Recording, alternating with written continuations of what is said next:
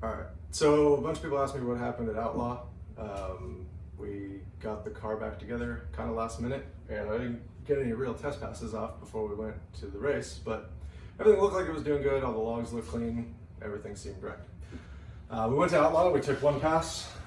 Logs looked perfect. On the way back, seemed to have a bit of a misfire. Felt a little off, and this is decided to separate the top of the sleeve on this motor.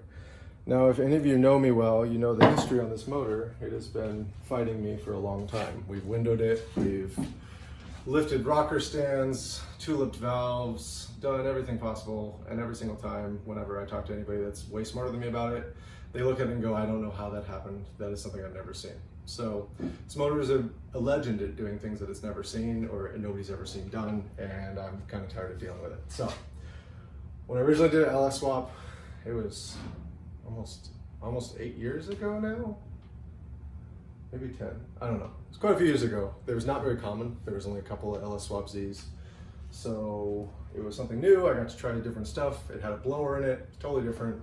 Now everybody's got an LS Swap Z. So I kind of wanted to do something a little different instead of just keep throwing LS motors at this car, because it just seems to eat them up like the jerk that it is. If you've ever been around the car, you'll know this car is a complete raging dick.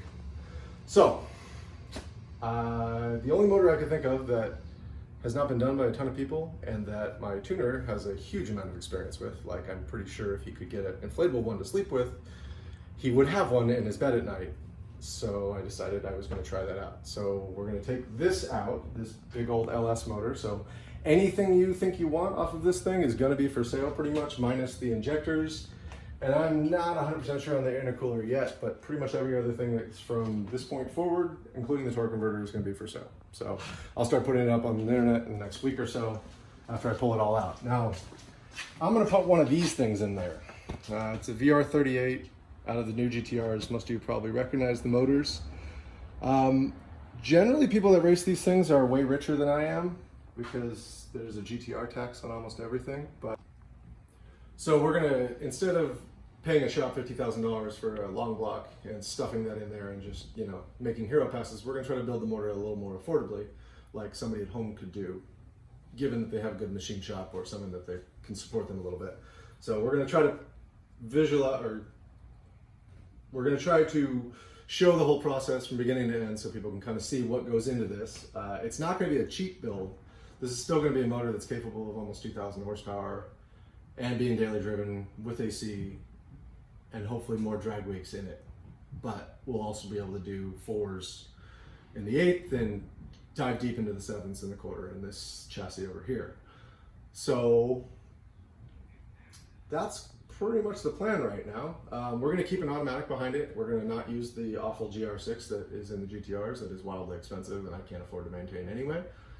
So we're going to put the Power Glide that I have in the car right now behind it and try to set it up more like a drag car.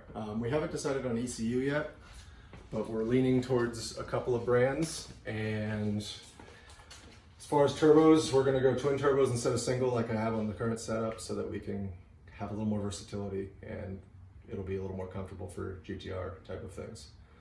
So stay tuned. I'm going to start making some YouTube videos of what we're doing so people can kind of get an idea for it. I will explain things in basic level stuff so that, not that any of this is that complicated, but so it's comfortable for people to learn it and see it. So I guess I'll see you guys in a bit.